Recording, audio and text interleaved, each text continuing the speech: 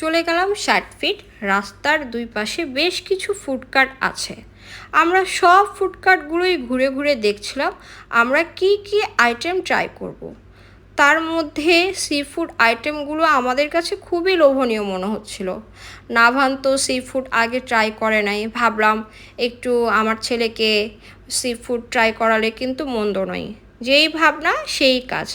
আমরা শুরুতেই coral fish, octopus, বটি কাবাব, শিক কাবাব, তার সাথে কিছু লুচি নিয়ে নিলাম।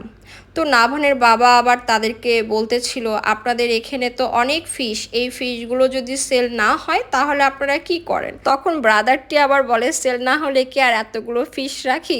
তারপরে আমরা পাশের একটি স্টলে এসে বসি, যেখানে চাপটি, হাঁসের মাংস, হালিম সেল করছিল। দেখেই মনে হচ্ছিল খাবারগুলো অনেক বেশি ফ্রেশ আর মানসম্মত। আমাদের বাসা থেকে এই 60 ফিটটা খুব কাছে হয়, যার জন্য আমরা প্রায়ই এখানে চলে আসি খাবার ট্রাই করার জন্য। ফুডকার্টের খাবারগুলো আমার কাছে বেশ ভালো লাগে। সব সময় যে বাফেট বা দামি দামি রেস্টুরেন্টে বসতে হবে এমন কিন্তু নয়। আমি যেখানে খাবার ফ্রেশ পাবো আমি সেখান থেকেই খাবার ট্রাই করব। সেটা হতে পারে ফুডকার্ট বা দামি কোনো রেস্টুরেন্ট। আসলে মান অনুযায়ী আমি খাবার ট্রাই করতে বেশি পছন্দ করি। তাদের একটা জিনিস আমার খুবই ভালো লাগে, তাদের যদি খাবারের মানে কোনো প্রবলেম থাকে তাহলে কিন্তু আপনাকে বলবে এই খাবারটা ট্রাই না করে অন্য খাবারটি নেন, যেটা আমার কাছে খুবই ভালো লাগে।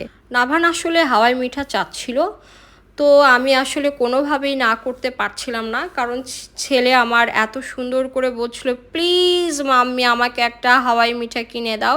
এখন কিন্তু সে হাওয়াই মিঠা বলতে পারে, কি আর করার, ছেলে যেহেতু বলেছে আমি তাকে একটা হোয়াইট কালারের হাওয়াই মিঠা কিনে দেই।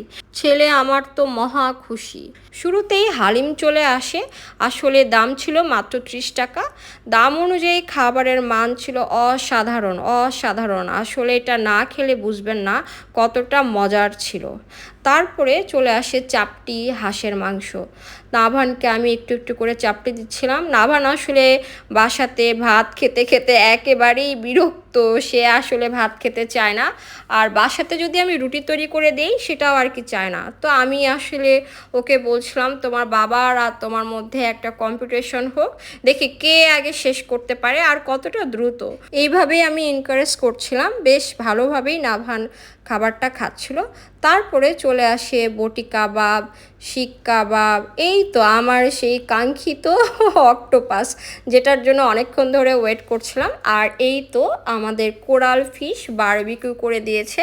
আসলে খুব বেশি মজা পেয়েছি। এর আগেও যেহেতু আমি খেয়েছি, আবারও সেম স্টল থেকে আমি নিয়েছি। আসলে এটা তো তেমন কোনো বড় রেস্টুরেন্ট না, ফুডকার্টেই সেল করছিল সি ফুডগুলো।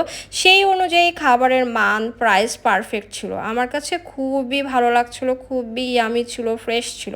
খাবারগুলো শেষ করার পরে আমরা মালাই চা নিয়ে নিই। চা শেষ করেই আমরা বাসায় ফিরবো।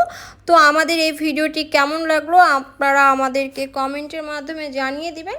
আর কিউটি আর আমি শুধু চা খাচ্ছিলাম। আল্লাহ হাফেজ।